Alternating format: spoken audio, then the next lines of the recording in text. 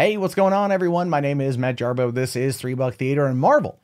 Marvel's in the news today for a couple different reasons, right? And all positive reasons. Okay, last week, Daredevil's cancellation angered a lot of people, myself included. Marvel apparently had no idea this was going to happen. At least that's the word they're putting out there. I disagree. Fans are still wondering whether or not things are going to go good for those shows, if they're going to be able to tie them into other projects, because Marvel said the shows are coming back, or the characters are coming back. People have questioned whether it's going to be on Disney Play. It's not. It might be on Hulu, I would assume there, but there's also the possibility of bringing them into the big screen. And there's a reason why I'm talking about that, and it has everything to do with this news right here. Shang-Chi, Marvel's first Asian film superhero franchise, Dave Callahan scripting, search on for director of Asian descent. Let's first be fair. All right. Joseph Kahn, who did Crazy Rich Asians, all right, also did the Mighty Morphin Power Rangers fan film with James Vanderbeek and Katie Sackhoff from a couple of years ago. Just did the new movie Body that premiered on YouTube. This is the guy you want for this. I'm just saying that right off the bat. I'm just saying that right off the goddamn bat. That's who you want. And I think that's already going to happen.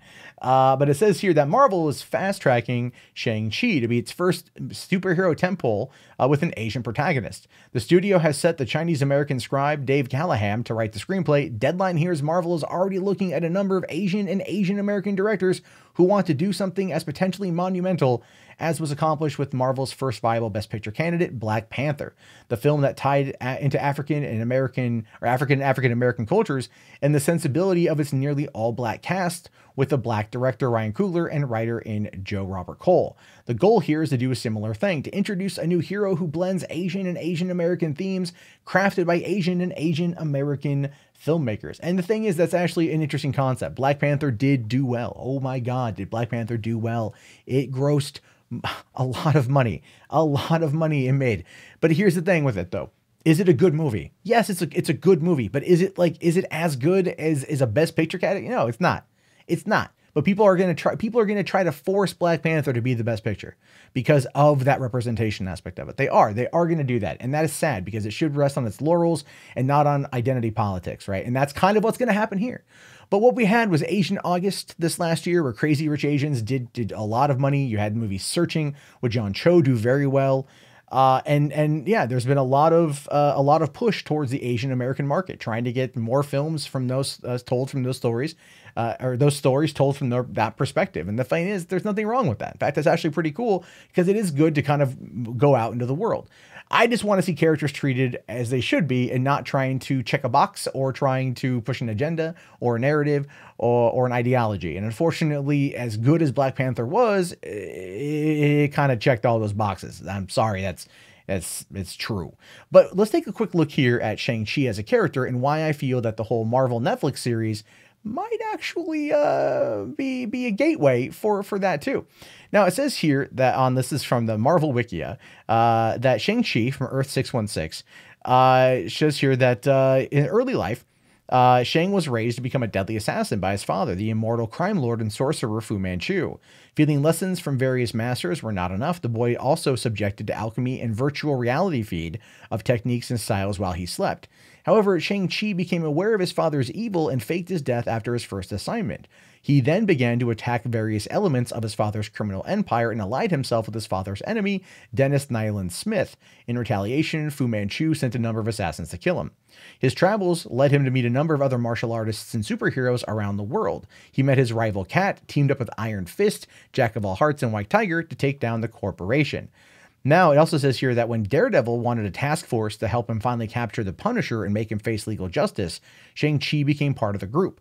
The martial artist assisted Daredevil, Black Widow, and their allies against the Punisher and several other threats before the group went their separate ways. Now, why is that important? Why is that a thing? Well, for one, the character sounds really cool. I mean, a little bit contrived, you know, like my father is an evil sorcerer and crime lord named Fu Manchu, and I'm going to fake my death and come back and fight him. And okay, fine. We've heard the story before.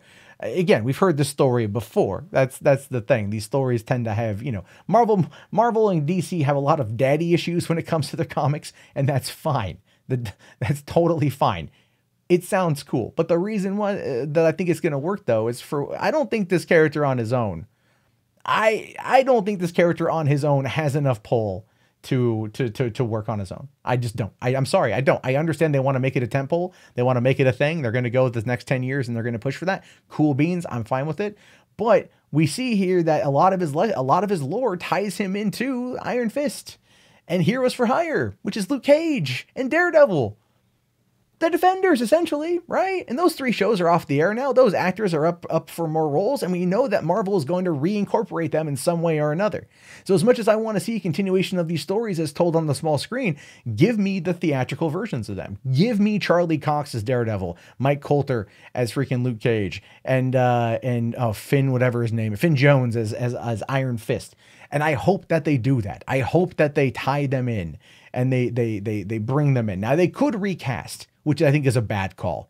I think it's a very, very, very, very, very bad call to recast them. And if they announce that they want to recast them, I probably would honestly just not go see the movie. Yeah, I would. I would call for everyone to not go see it on its opening weekend. Wait till later on. Wait at least 2 weeks and then go see it. And I say that simply because there has got to be some kind of consequence as a result to recasting of these characters if they're included. If they're not included, then don't even worry about that. That's a contingency for a whole other situation, right? We're talking just plans here. The character seems cool. The idea seems cool, if not contrived and seen before, but it teamed up with the Defenders, or at least a few of them. That would then be able to meld the gap or bridge the gap between the Netflix series, which are in continuity with the particular franchises that we know and love in the MCU, all right, at least enough to where it could still be viable, and everything else. And I think it would work to give Daredevil his own movie and give these guys their own movie. If you want to make $1 billion, give fucking Luke Cage his own movie, man. I'm serious, right? Have Shang-Chi team up with Iron Fist, right? Do all that stuff. And I think they would be in for a very, very, very awesome franchise that could then go back to television. And I think that would kind of be the thing, is you give them the movie, you reintroduce them to a larger audience underneath this new Marvel Cinematic Universe banner. You tie it all directly together, and then you go from there. And I think that would work. I think that they announced this now, days after the Daredevil's cancellation, because they are going to tie them together because the characters are so closely connected. They want to tap into the recent gold rush of Asian content going through Hollywood. Again, have no issue with that. And they want to find a use for these characters that they now have the rights to again, because Netflix decided to kind of say F you to Disney in their own way. And I think it's a perfect way to blend everyone together. They've shown that the ensemble aspect of the Defenders works, that the characters have cast, or the actors have chemistry with one another, and they can tie it into Shang-Chi with a good director, Joseph Kahn, who can do this kind of stuff, and then that would be your movie, and I think that would be $1 billion, and I think that's where they should do it, and I want to hear your thoughts. Let me know in the comments below what you guys might think about this. My name is, of course, Matt Jarbo. This has been $3 Theater. Remember, if you don't want to type it out, call in our voicemail line at 818-350-3281. That is 858-350-3281. Thank you guys very much for watching today. I appreciate it. Have yourself a great day, and peace out.